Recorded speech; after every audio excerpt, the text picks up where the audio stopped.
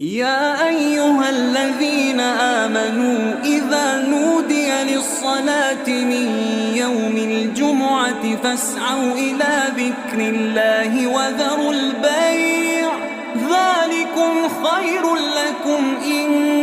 كنتم تعلمون فإذا قضيت الصلاة فانتشروا في الأرض وابتغوا من فضل الله